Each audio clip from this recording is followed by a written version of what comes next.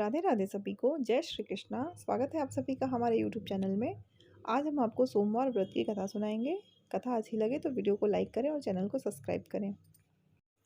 एक बार किसी नगर में एक साहूकार था। उसके घर में धन की कोई कमी नहीं थी, लेकिन कोई संतान न होने के कारण वह बहुत दुखी था।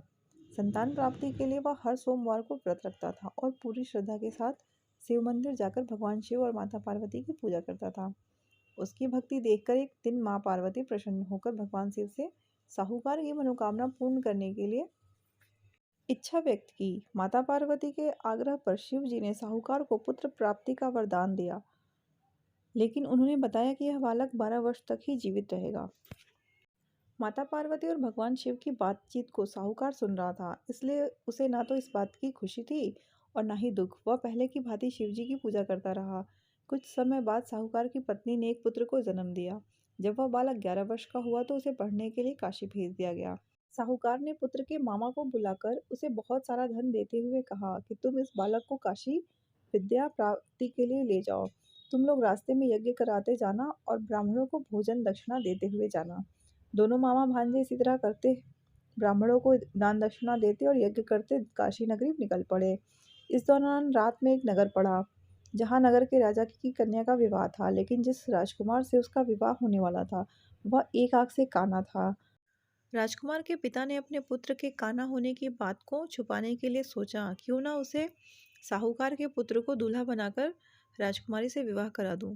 विवाह के बाद इसको धन देकर विदा कर दूंगा और राजकुमारी को अपने नगर ले जाऊंगा। लड़के को दूल्हे के वस्त्र पहनाकर राजकुमारी से विवाह करा दिया गया।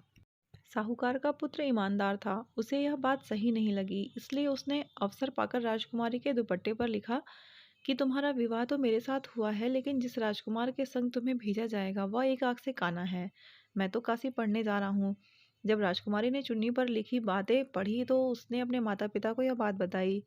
राजा ने अपनी पुत्री को विदा नहीं किया, फिर बारात वापस लौट गई। दूसरी ओर साहूकार का लड़का और उसका मामा काशी पहुंचे और वहां जाकर उन्होंने यज्ञ किया। जिस दिन लड़का 12 साल का हुआ उस दिन भी यज्ञ का आयोजन था। लड़के ने अपने मामा से कहा कि मेरी तबीयत कुछ ठीक नहीं है। मामा ने कहा कि तुम अंदर जाकर आराम कर लो। शिव जी के वरदान अनुसार कुछ ही देर में उस बालक के प्राण निकल गए।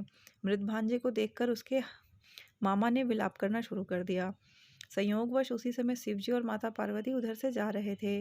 पार्वती माता ने भोलेनाथ से कहा, स्वामी मुझे किसी के रोने की स्वर सहन नहीं हो रहा, आप इस व्यक्ति के कष्ट को अवश्य दूर करें। जब शिवजी मृत बालक के समीप गए तो वह बोले कि यह उसी साहूकार का पुत्र है जिसे मैंने 12 वर्ष की आयु का वरदान दिया था। अब इसकी आयु पूरी हो चुकी है, लेकिन मातृ भाव से विभोर माता पार्वती ने कहा, हे महादेव, आप इस बालक को और आयु देने की कृपा करें, अन्यथा इसके वियोग में इसके माता पिता भी तड़प तड़प कर मर जाएंगे। माता पार्वती के पुनः आग्रह पर भगवान शिव ने उस लड़के को जीवित होने का वरदान दिया। शिव जी की कृपा से वह लड़का जीवित हो गया। शिक्षा पूरी करके लड़का मामा के साथ अपने नगर की ओर वापस चल दिया। दोनों चलते हुए उसी नगर में पहुंचे जहां उसका विवाह था। उस नगर में भी उन्होंने यज्ञ का आयोजन किया। उस लड़के के ससुर ने उसे पहचान लिया और महल में ले जाकर उसकी खातिरदारी की और अपनी पुत्री को उसके साथ विदा किया।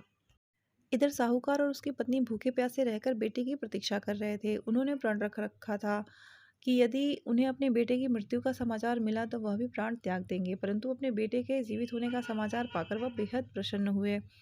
उसी रात भगवान शिव ने साहूकार के स्वप्न में आकर कहा, हे श्रेष्ठी, मैंने तेरे सोमवार के व्रत करने और व्रत कथा सुनने से प्रसन्न होकर तेरे पुत्र को लंबी आयु प्रदान की है। इसी प्रकार जो कोई सोमवार व्रत करता है या कथा सुनता है और दूसरों को सुनाता है, उसके सभी दुख दूर होते हैं और सभी मनोकामनाएं पूर्ण होती हैं।